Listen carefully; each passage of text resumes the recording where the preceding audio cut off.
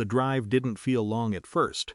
6 hours gave me time to settle into the usual rhythm. Thinking about what I'd say when I got there, how long I'd stay, whether it would feel different this year. It rarely did, but I kept leaving space for the possibility. Somewhere around the 4th hour, I stopped expecting anything specific. I just focused on arriving. The house looked the same. Lights on, voices inside, the faint shape of movement behind the curtains. When I walked in, my mom hugged me quickly, already half-turned towards something happening in the kitchen. "You made it," she said, like I'd stepped out to the store, not across half the country. My sister waved from the living room. Her attention snapped back to a conversation before I could respond. It wasn't cold, just occupied. I took my coat off, held it for a moment, then set it aside. The dining table was already full. Extra chair pulled in, someone I didn't recognize sitting where I usually did. My mom noticed me looking. "Oh," she said, lowering her voice slightly. "That's Mrs. Khan from next door. She's alone this year." I nodded. That made sense. "We figured you'd be fine sitting in the kitchen," she added, already turning back toward the stove. "It's just easier this way." There wasn't anything sharp in her tone, no dismissal. Just a decision that had already been made.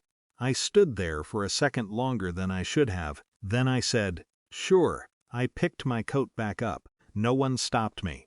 I don't think anyone realized what I was doing until the door closed behind me.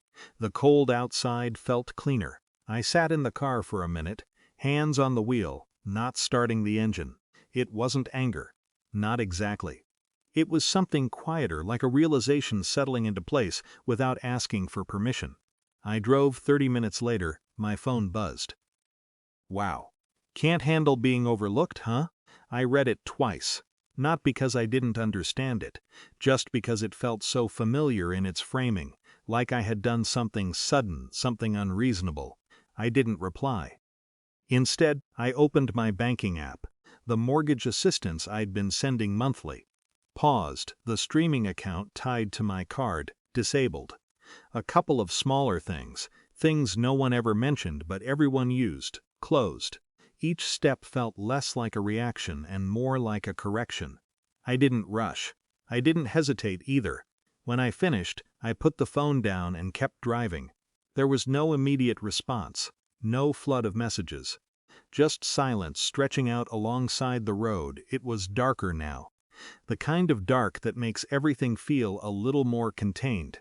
At 9:04 p.m., my phone lit up again. It wasn't my sister this time. It was my mom. "I didn't realize you were still covering the mortgage." I stared at the message longer than I expected, not because of what it said, but because of what it didn't. No accusation.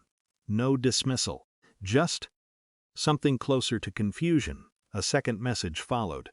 "Your sister said you offered to help for a while. I thought it had ended months ago." I leaned back in my seat. The road ahead blurred slightly. Not from speed, but from the shift happening somewhere behind my eyes. Another message. If I had known, I wouldn't have let her treat it so casually tonight. That was the first time the evening felt different. Not reversed. Not fixed. Just recontextualized. I thought about the table. The extra chair. The way my mom had said, "We figured you'd be fine." Like it was a small adjustment, not a pattern. Maybe for her, it had been. Maybe she hadn't known what sat underneath it. I didn't answer right away. There wasn't a clear response that fit what I was feeling. The boundary I set was still there. It didn't disappear just because the situation was more complicated than I thought. But the clarity I'd felt earlier, it shifted. Not gone, just less clean. Another message came, slower this time. "We need to talk when you're ready." I turned the phone face down. The car kept moving, steady, uninterrupted.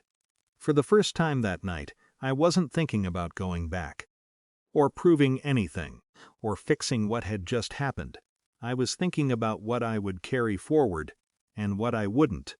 The road didn't change, but something in how I was sitting in it did.